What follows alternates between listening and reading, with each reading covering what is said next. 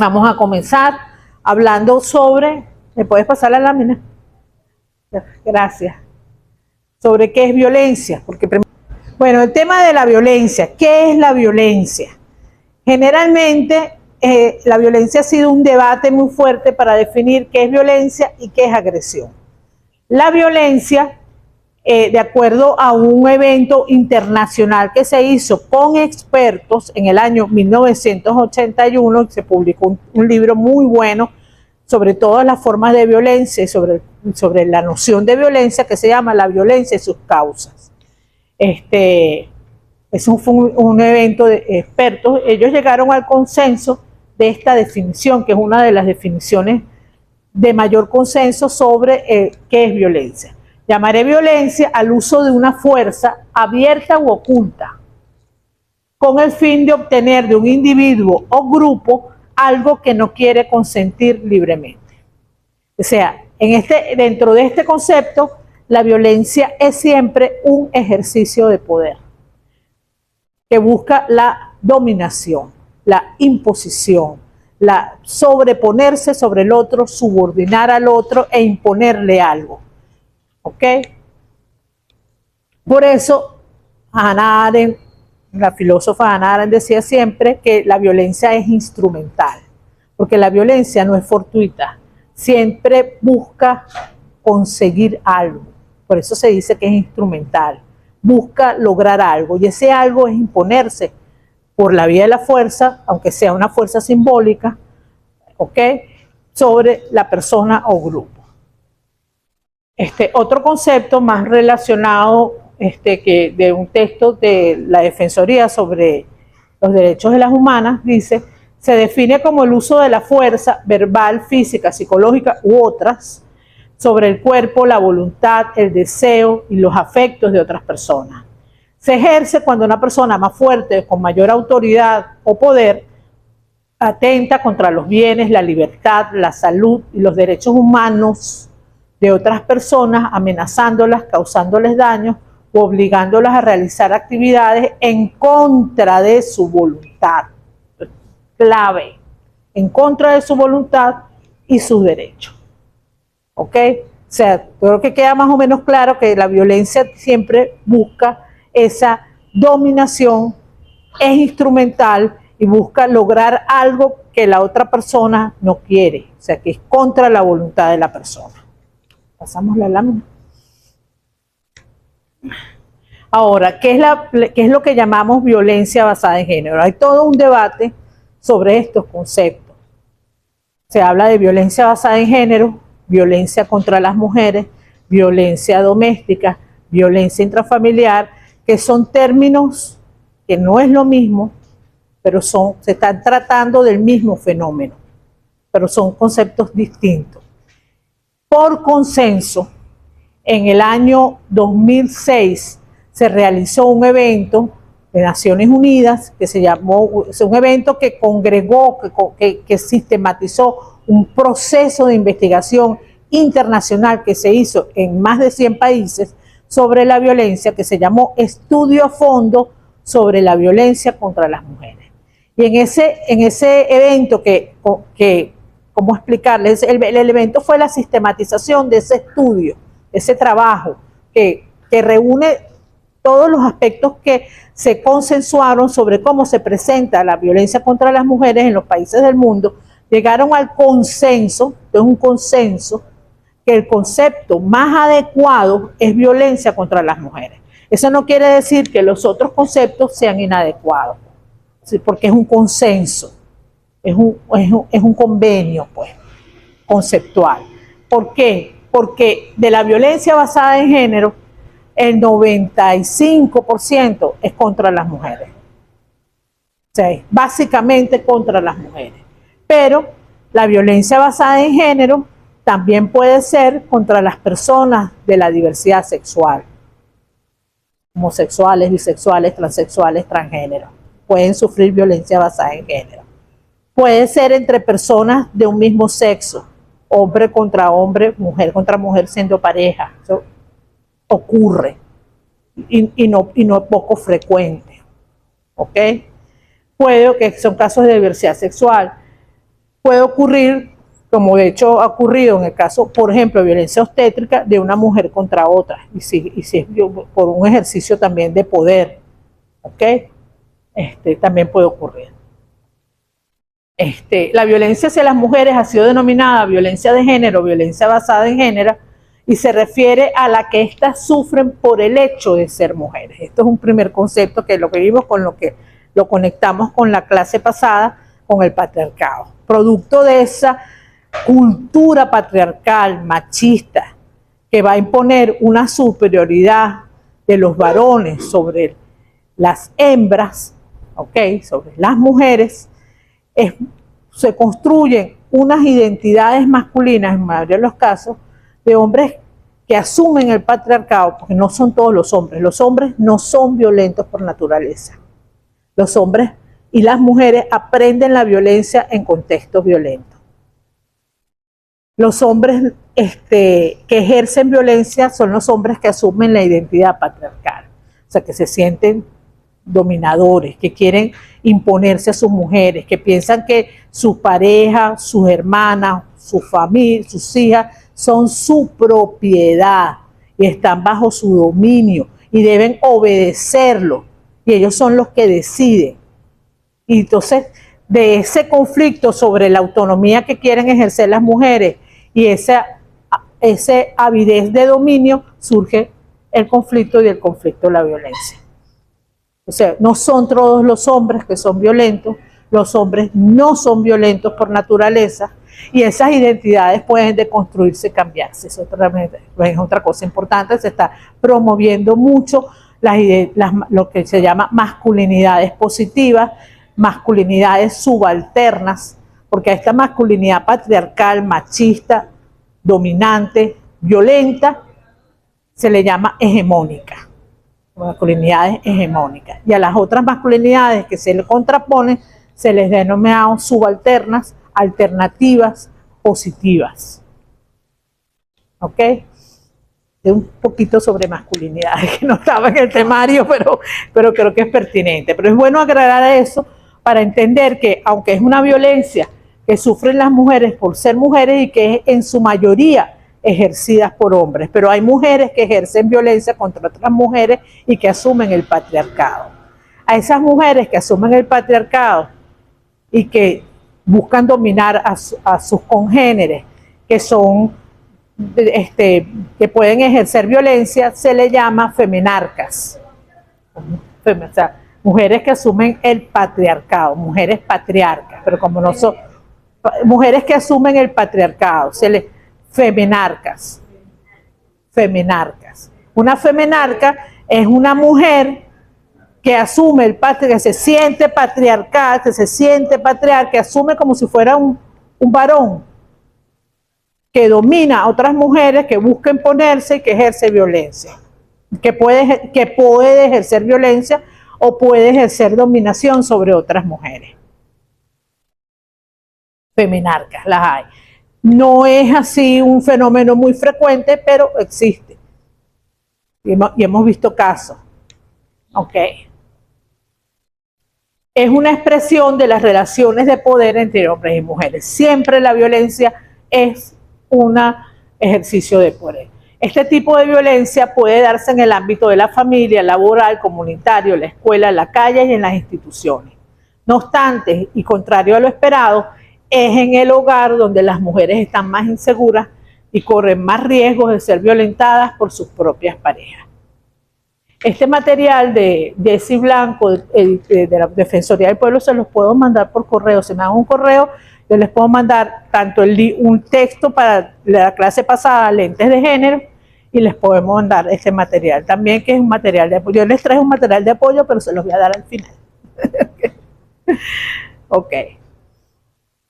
Ok, otro concepto tomado de Plafán, más amplio, dice: entendemos la violencia basada en género como el abuso y la vulneración de los derechos humanos por causa de relaciones desiguales mantenidas y reforzadas a través de dos modelos.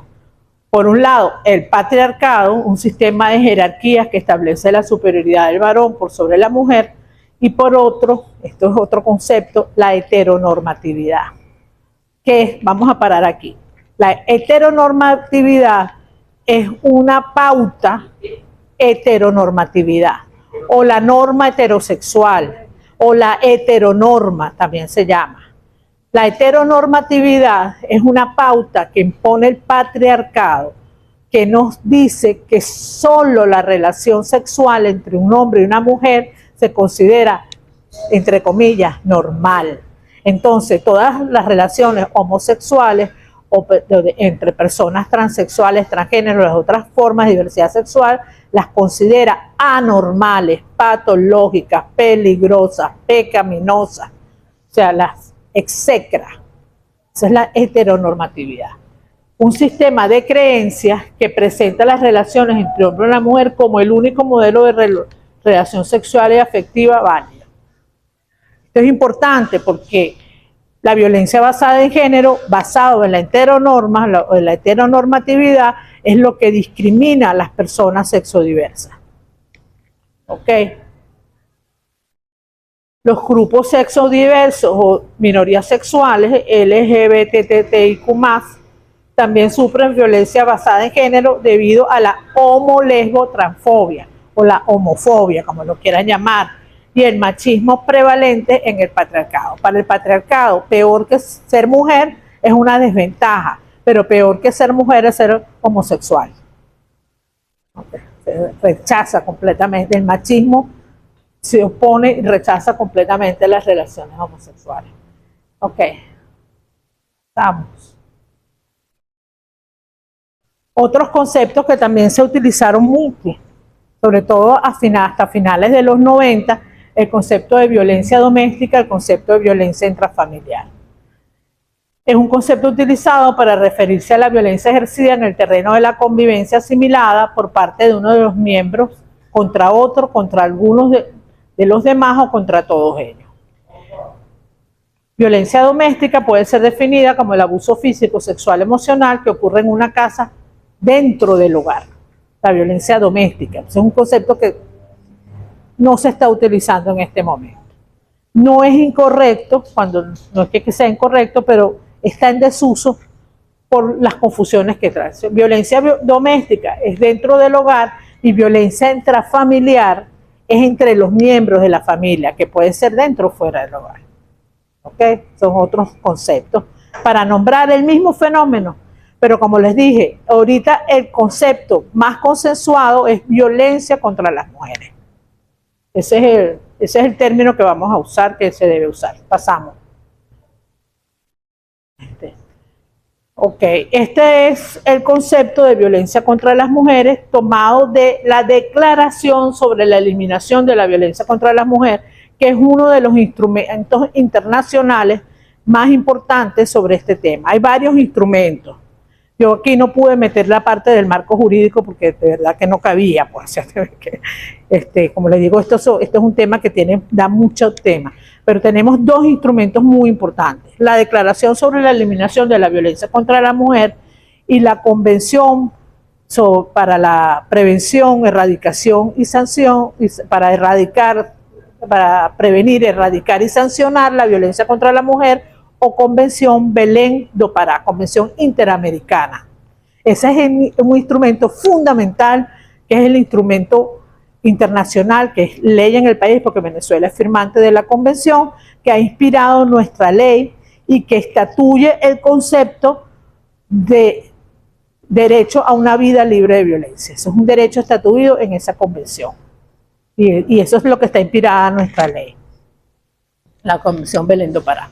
Ahora, ¿cuál es el concepto que nos dice la declaración?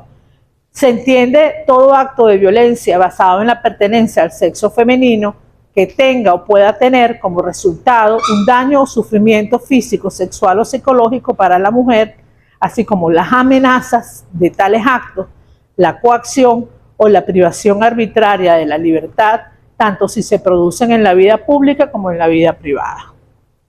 Aquí tienen el enlace de esa declaración. Este es un concepto muy general, es un concepto amplio, pero es un concepto que también nos ubica y es el que va a inspirar. Vamos a verlo en la siguiente lámina. Pasamos. En la otra, pero no importa. Vamos a seguir. Cuando veamos la lámina de la ley, vamos a ver que nuestra ley está inspirada en ese concepto.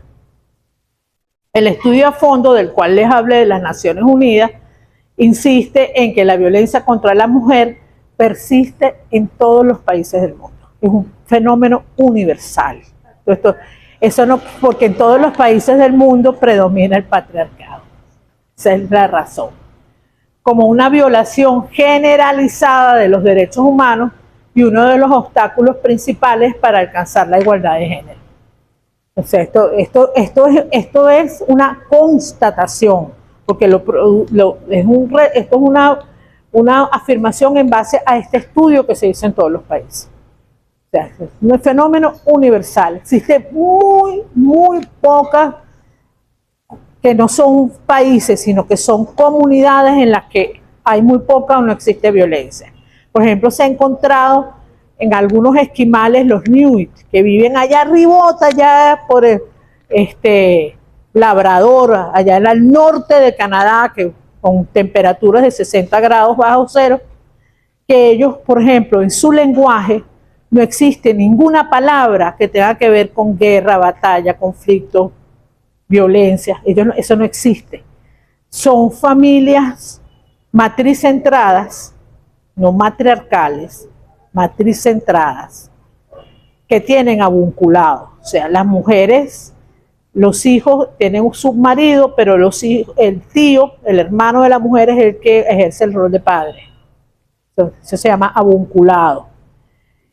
Son muy, no sé qué palabra utilizar, tienen mucha libertad sexual, vamos a decirlo, y son una de las comunidades donde no existe violencia, no se ha encontrado así violencia como en otras como no luchan, tienen luchas por territorio, o sea, gente muy pacífica, claro, viven en una lucha como en iglús o en tiendas de pieles de animales. O sea, en ese clima no es proclive pensar en violencia. Se llaman los esquimales los Inuit. Los Inuit son cosas casi raras que se han encontrado. Pero en todos los países del mundo, en Canadá hay violencia contra las mujeres, siendo uno de los países más avanzados del mundo, con legislación que pena la violencia. Sin embargo, todavía tienen ese fenómeno, todavía lo tienen. Quizás menor, pudiera ser menor que en Latinoamérica, pero no es que no existe, existe todavía. Ok.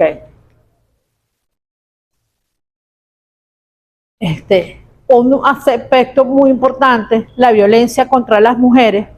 Menos mal que mandaron la lista, porque yo cuando me di cuenta que no tenía la lista. De todas maneras que yo me traje el paquete y en el paquete no estaba la lista, entonces.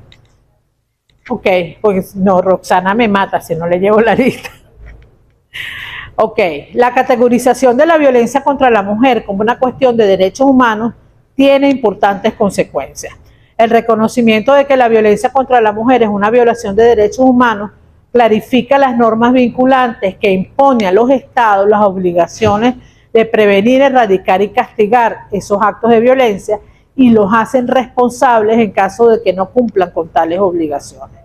Estas emanan del deber de los estados de tomar medidas para respetar, proteger y promover y cumplir los derechos humanos.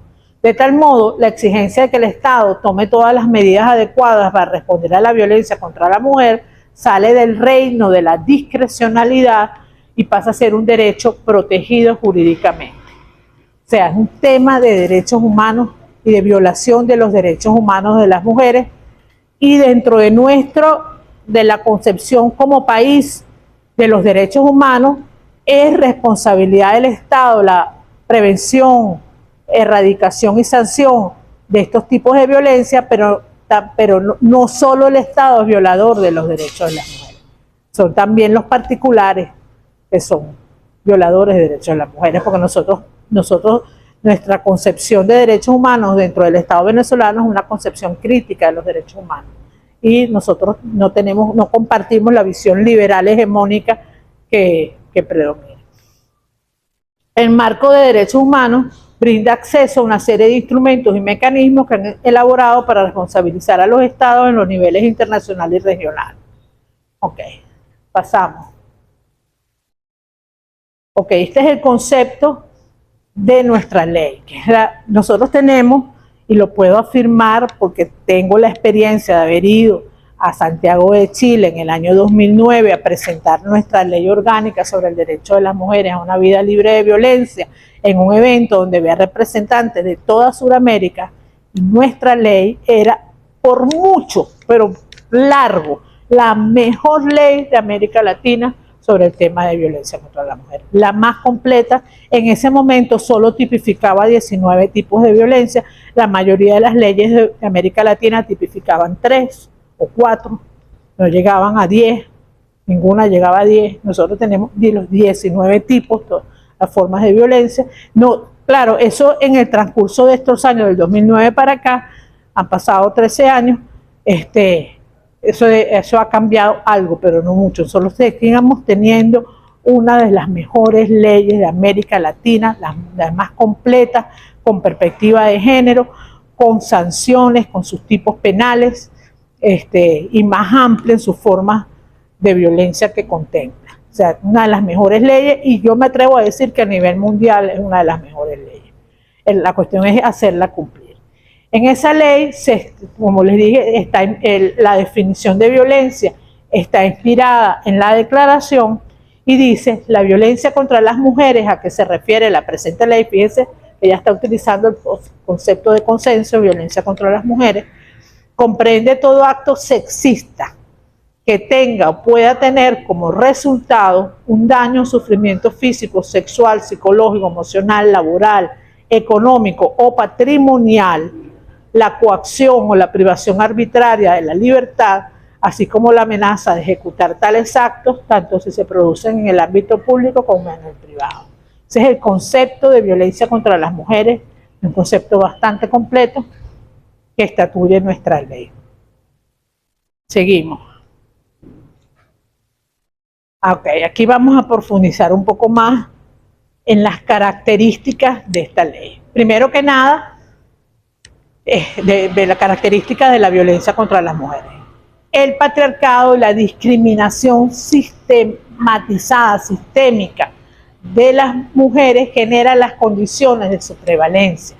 Si no existiera el patriarcado y el patriarcado generando las condiciones de subordinación, discriminación de las mujeres, no habría esta violencia, porque eso crea las condiciones psicosociales, culturales, para que se ejerza la violencia. ¿Para qué? Para que ciertos hombres que asumen esa identidad, esa masculinidad hegemónica, sientan que tienen derecho de decidir sobre la vida de sus parejas, de decidir cómo se visten, si salen, si no salen, si trabajan, si estudian, si no estudian, y que ellas deben obedecerlo. Porque los conflictos surgen de este roce. Yo quiero estudiar, pero el marido no la deja. Yo quiero trabajar, pero el marido no me deja. O yo trabajo, como conocido varios casos, y el marido es el que dispone del dinero. O sea, conocí un caso de una mujer que es familiar de una compañera de trabajo que tiene un kiosco que vende cachapa. El kiosco es de ella, el negocio es de ella. Se levanta a las 6 de la mañana, sale del negocio a las 8, 9, 10 de la noche y no tiene dinero para pagar un carrito por puesto.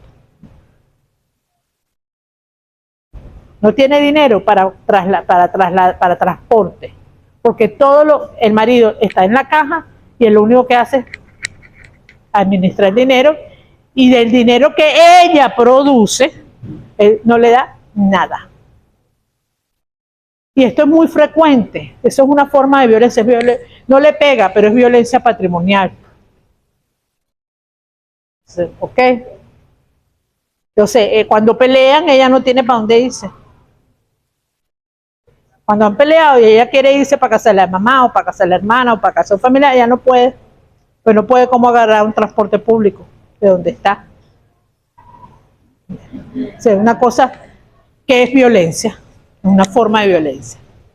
O sea, La violencia contra la mujer constituye una forma de discriminación por motivos de género y que la discriminación es una de las causas principales de dicha violencia, ya le expliqué. Se basa en la condición de mujer, considerada inferior, dependiente y subordinada. Es lo que le pasa a esta compañera, totalmente subordinada al marido. O sea, y ella es incapaz de decirle al marido, mira, el negocio es mío, yo soy la que trabajo esto, yo soy la que sirvo las arepas, hago las cachapas, las sirvo o sea, por lo menos tiene que tener el ingreso de lo que ella produce, porque ella produce eso. No, pero está subordinada, no puede. Se relaciona con el predominio de identidades, masculinidades hegemónicas o machistas patriarcales, lo que veníamos hablando. La violencia aparece como un mecanismo de resolución de conflictos en contextos violentos. ¿Por qué? Si por ejemplo ella reclamara su plata, muy probablemente la respuesta sería un grito, un maltrato o un golpe. ¿Ok? O sea, pues surge el conflicto. Ella quiere, pero él no.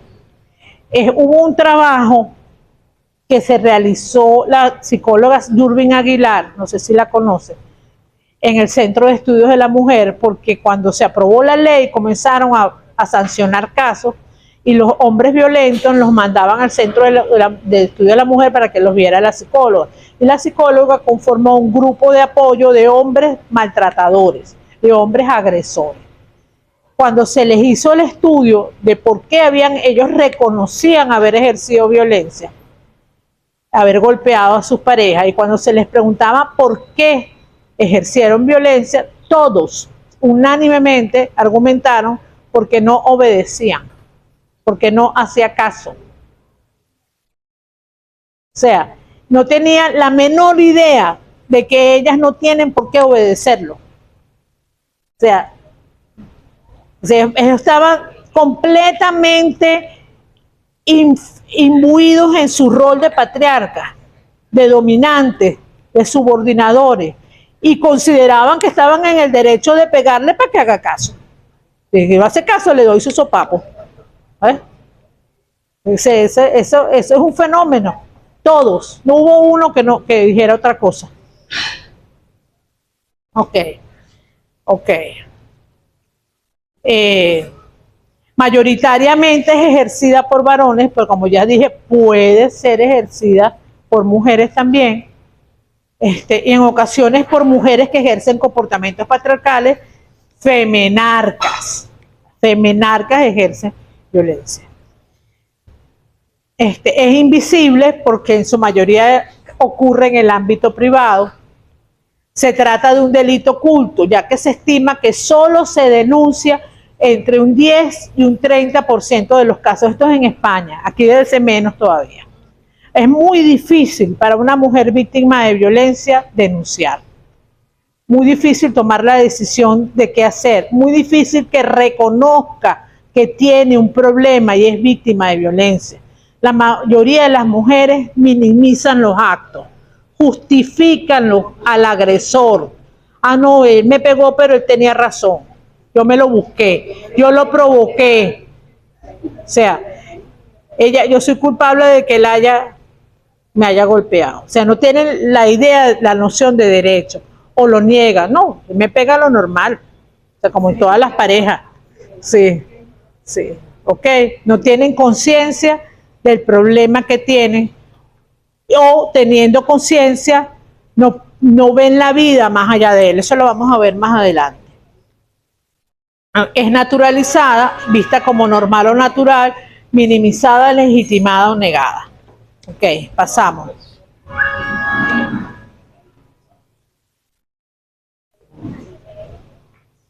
Ay, ¿qué pasó aquí? ¿Y ahí qué pasa? Que debí haberlo grabado en PDF para que no se... Aquí están chiquiticas, para ver. Inciden en las manifestaciones. Bueno, la causa más frecuente de violencia contra la mujer tiene que ver con esa ambición de dominio y el conflicto que surge de los roles. La violencia contra las mujeres en la mayoría de los casos surge en la necesidad de mantener los roles de género y la subordinación de la mujer. Eso es lo fundamental. Algunos factores que hacen que se presenten diferentes formas de violencia, que matizan la condición socioeconómica. En todas las clases sociales hay violencia contra las mujeres. No es un fenómeno de la pobreza. Se presenta mucho en las condiciones de pobreza, pero también en las clases altas se presenta este tipo de violencia, solo que la ocultan. O sea, para una mujer de clase media alta, quizás le sea más difícil poder tomar una decisión en su condición, reconocerlo, ver, pero también se presenta. Origen étnico, en los pueblos indígenas también hay violencia contra las mujeres, ¿ok? Pero entonces está matizada por algunas tradiciones. Por ejemplo, en muchos pueblos indígenas, cuando la adolescente tiene la menarquia, la primera menstruación, enseguida buscan hacer la pareja para que comience a parir. Y una mujer de 30 años en un pueblo indígena puede tener 10 hijos, porque la sobrevivencia de la etnia está sustentada sobre la paridad de las mujeres. Esto es una forma de explotación reproductiva, de alguna manera, pero tiene que ver con sus tradiciones, lo cual es que dentro de un enfoque de multiculturalidad hay un respeto a la tradición y hay un conflicto entre la tradición y los derechos. La edad, las manifestaciones de violencia contra las mujeres es distinto en la infancia, en la adolescencia, en la edad adulta, en la adulta mayor. En la infancia se está viendo mucho y de una manera muy preocupante el abuso sexual infantil. Hemos visto, no sé si ustedes han visto en últimas noticias, lo he visto yo, van a ver ustedes, el caso, por ejemplo, de un abuelo que violó a sus 6 nietas, de 6 a 16 años, a todas las violó. Violación, una violación a una niña de 6 años, una monstruosidad, y siendo su abuela. Es distinta en casos de orientación sexual, identidad y expresión de género. Las personas transgénero son víctimas y todavía en Venezuela hay crímenes de odio contra estas personas. Yo recuerdo cuando yo era adolescente, yo estudié en un colegio de clase media, el Colegio Santiago León de Caracas. Entre los muchachos de clase media alta era un deporte, una diversión, montarse en un carro, ir a la Libertador y agarrar a los transgéneros a golpe. Eso era un divertimento. Y era frecuente, eso era así como que, bueno, una tradición. O sea, y no había consecuencias. Eso lo hacían, no había consecuencias. Las personas con discapacidad, enfermedad o necesidades especiales son víctimas de formas particulares de violencia. Las personas con síndrome de Down, las mujeres con síndrome de Down, con movilidad restringida, ciegas, sordociegas, porque padecen diferentes formas de violencia por su discapacidad. El tema de la nacionalidad, el tema de la migración. O sea, tenemos muchas formas de violencia que están sufriendo los migrantes de forma muy preocupante en los diferentes países, sobre todo los migrantes venezolanos. Hemos visto en Chile, en Perú, en Ecuador, diferentes. Conozco una compañera de trabajo que estuvo 4 años en Ecuador y se regresó y dijo que no aguantaba, que no podía ir a comprar tomates, porque ella iba a comprar tomates y como veían el acento de venezolano, le cobraban 1 kilo y le ponían 4 tomates. Me decía que en todo, y se regresó porque no soportó le podían tener cierta mejoría económica porque estaban cobrando dólares, pero dice que eso no valía la pena la vida que estaban viviendo. Tema de la religión, diferentes cultos, el tema de la cultura con respecto a con el tema de las tradiciones versus derechos. La violencia contra las mujeres está presente en todos los países, sociedades, culturas y sectores sociales con diversas expresiones, es universal. Cada una de estas variables va a incidir en expresiones distintas de violencia contra las mujeres y en vivencias distintas. ¿Cómo está Yubelki? Ajá, pasamos. Ojalá que no se me sigan desarmando las láminas. Sí. Ok, nuestra ley, es que yo no sé qué pasó con esto, porque eso estaba bien cuando yo lo mandé. Pero la próxima vez lo grabo en PDF, se los mando en PDF para que no suceda esto.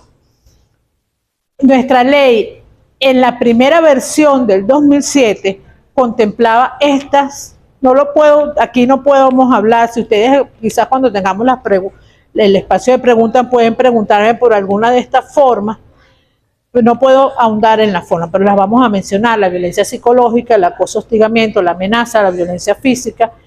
Aquí en el 2007 se hablaba de violencia doméstica y se comenzó a hablar, ahora se habla de violencia familiar, violencia sexual, violencia familiar que tiene que ver la que pueden ejercer contra los hijos o contra otros miembros de la familia, el acceso carnal violento, que es sustituido por la violencia sexual en la pareja, porque aunque tú estés casada con una persona, no tienes la obligación de tener relaciones sexuales. Las relaciones sexuales siempre deben ser consensuales, un encuentro entre dos personas y no una imposición de una sobre otra. La prostitución forzada, la esclavitud sexual, el acoso sexual, la violencia laboral, la violencia patrimonial, la violencia obstétrica, la esterilización forzada, la violencia mediática, la violencia institucional, la violencia, el tráfico de mujeres, que es una cosa, y la trata de mujeres, niñas y adolescentes, que es otra. El tráfico es el traslado de formas generalmente ilegales de un país a otro y en muchas formas muy inhumanas, por esa forma, a veces en camiones. Hayan encontrado, por ejemplo, en México, camiones llenos de migrantes, todos hacinados en la parte de atrás de un camión. Algunos han muerto en esos traslados. Son una forma de violencia, y la trata es un fenómeno de delincuencia organizada que consiste en la captación, generalmente bajo engaño, seducción, ofertas engañosas. No, te vamos a llevar a España para que tengas un trabajo como bailarina, y te pagamos el pasaje, te pagamos en dólares y vas a tener una vida chéverísima allá. Y mentira, o sea, le compran el pasaje, la acompaña una persona, y cuando llega al aeropuerto le quitan el pasaporte, la meten en una habitación y el trabajo es esclavitud sexual. O sea, tener relaciones sexuales, y como tienes me debes el pasaje, me debes esto, me debes aquello, entonces eso me lo vas a pagar teniendo. Entonces les imponen 100 hombres en un mismo día, o sea, una cosa espantosa. La esclavitud sexual no es prostitución forzada, es esclavitud sexual lo que ocurre, o esclavitud laboral, o formas de servidumbre, o tráfico de órganos. También la trata también puede ser por tráfico de órganos, quitarle un riñón, quitarle algún órgano. Ha habido 2 reformas de la ley orgánica sobre el derecho de las mujeres que han incluido otras formas de violencia, además de otras cosas que se han agregado en la reforma, pero yo voy a hablar solamente de la forma. En la reforma del 2014, a estas 19 formas de violencia se agregaron 2 más, o sea, para ser 21.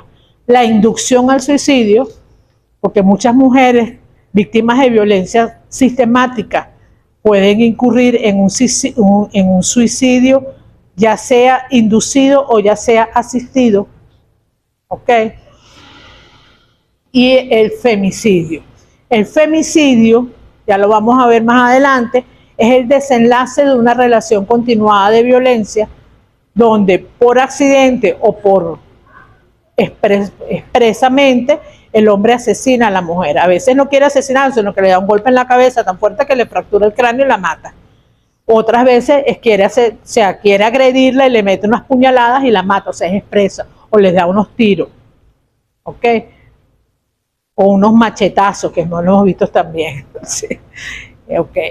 En la reforma de 2021 hubo una serie de otras incorporaciones, pero básicamente se incorporaron 4 formas de violencia más.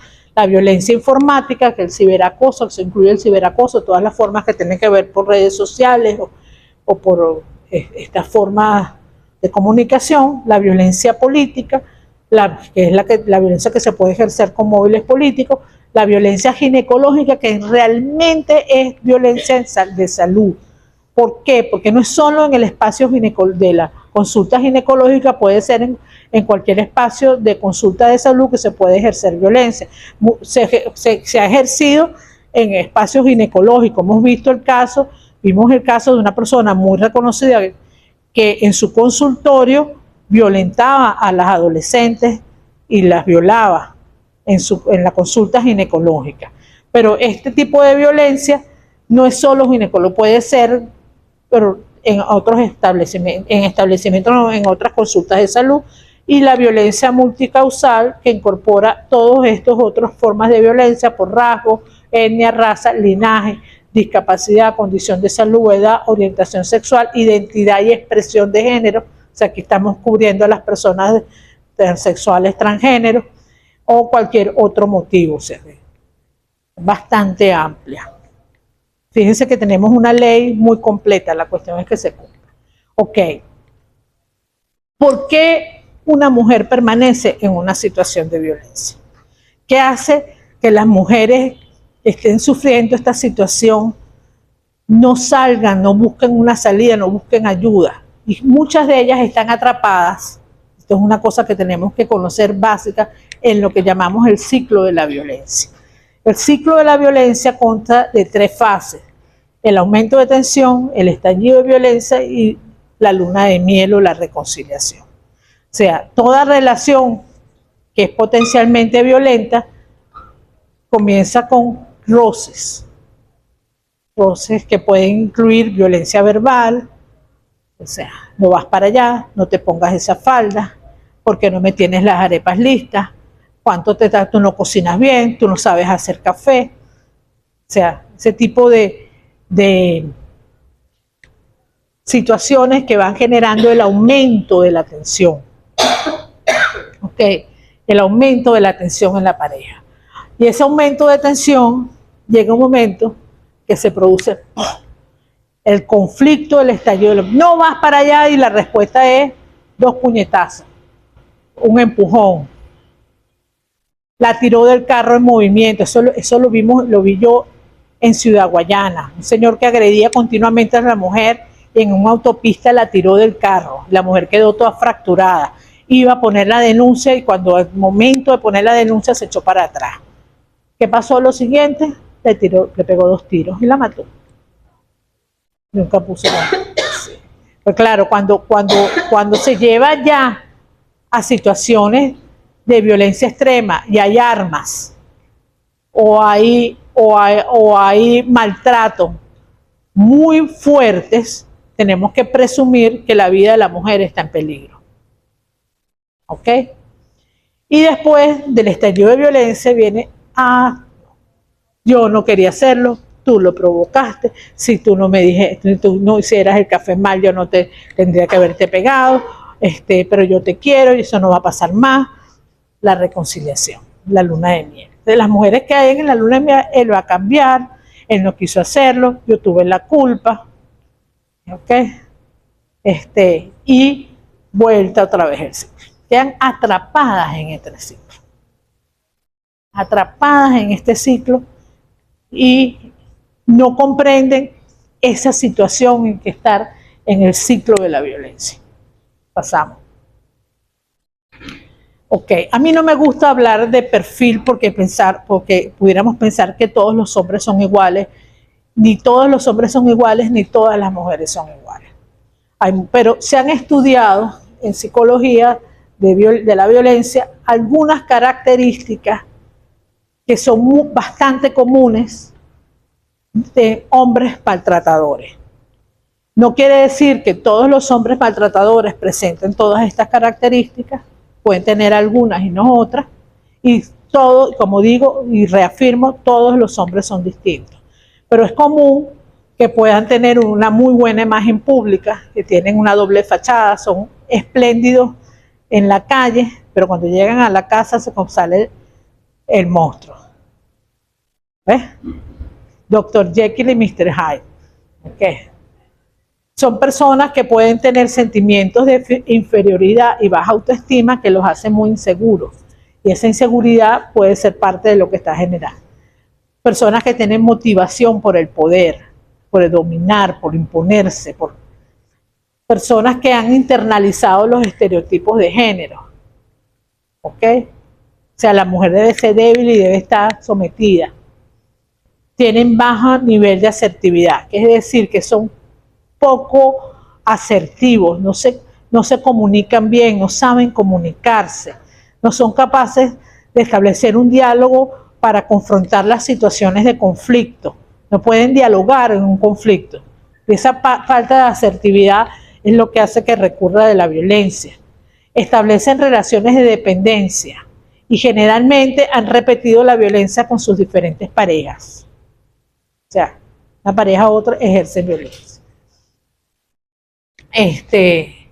Son personas inestables e impulsivas, de inestabilidad emocional. Pueden pasar de un estado de serenidad a un estado de ira muy rápidamente y no maneja muy mal manejo de la ira, mal manejo emocional, no saben manejar sus emociones. Entonces eso y esa impulsividad los hace, por ejemplo, estallar en un golpe, en un empujón, en una agresión verbal. Egocéntrico. Siempre creen que tienen la razón, que yo sé su punto de vista, lo que a él le parece. Una persona egocéntrica. Celos. Aquí quiero hacer un apartado. Unos sociobiólogos hicieron un estudio en diferentes países del mundo sobre el tema de la violencia y encontraron que es muy frecuente dos causas en las cuales en la mayoría de los países los hombres ejercen violencia y asesinan a sus parejas. Hay femicidio. Uno, celos, y los otros, celos, o sea, el miedo de la infidelidad. Dos, el miedo a la duda sobre sus hijos. O sea, la idea de que sus hijos pudieran no ser propios. O sea, que le fueron infieles. Pues. Entonces, los celos y la posesividad, una cosa son los celos en una relación de pareja y otra cosa son los celos patológicos. La persona, sea hombre o mujer, que revisa el teléfono, que revisa los correos, que revisa la ropa, eso es patológico. Eso no es normal y no es aceptable nunca, porque es acoso. Que le estén revisando el teléfono, viendo quién te escribiste, por qué te escribió, por qué te dijo esto, a dónde fuiste. O sea, ese control, eso no es normal, eso no es sano. Niveles bajos de empatía, no son capaces de ponerse en el lugar del otro, de entender el punto de vista del otro, de aceptar el punto de vista de la otra persona.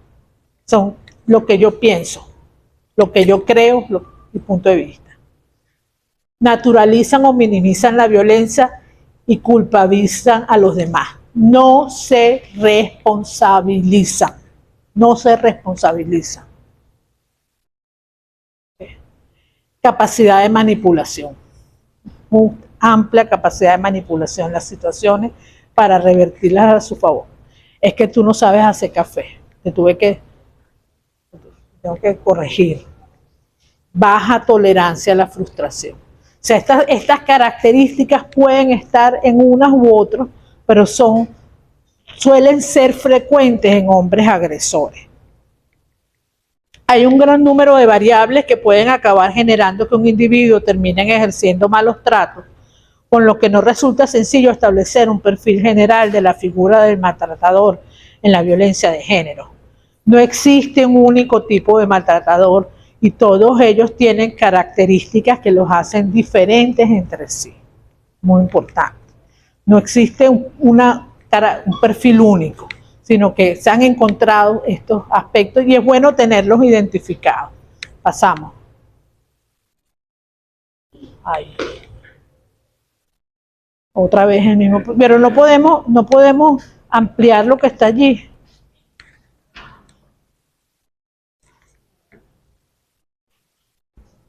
Sale así. Ponerlo en...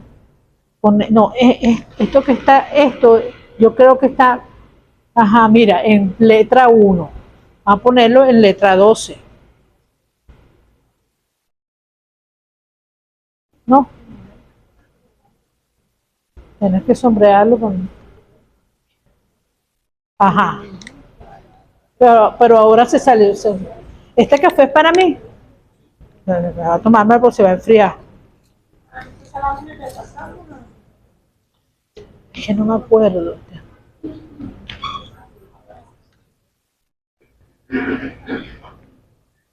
De la violencia contra las mujeres. Estas próximas láminas, algunas son temor infundado por la violencia. La violencia infunde miedo. Los eventos de violencia generan temor y este paraliza muchas veces a las mujeres. Están presas de ese temor. Y muchas tienden a aislarse. La violencia las avergüenza. La violencia las hace sentir inferiores, las minimiza. Además, las personas, no sé si lo tengo más adelante, pero creo que lo tengo más adelante. Las personas que son víctimas de violencia sistemática y no logran salir de ello, caen en un estado psicológico que se llama indefensión o desesperanza prendida. Y ese estado psicológico, ellos quedan exhaustas psicológicamente. Y como están exhaustas, producto de la violencia continua, son incapaces de generar ninguna acción para salir de la violencia.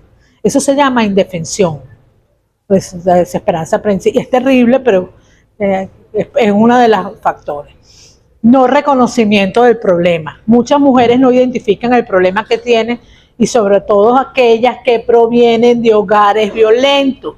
Tú te criaste en un hogar donde tu papá le pegaba a tu mamá y le pegaban a los hijos, es muy frecuente que pienses que eso es lo normal.